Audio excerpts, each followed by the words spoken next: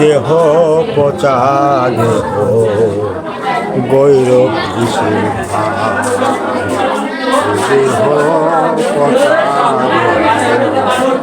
গৈরব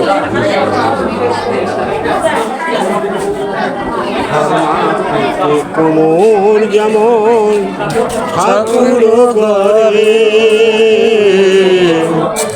রক্তে মাংসে দয়াল যেমন মানুষ ঘরে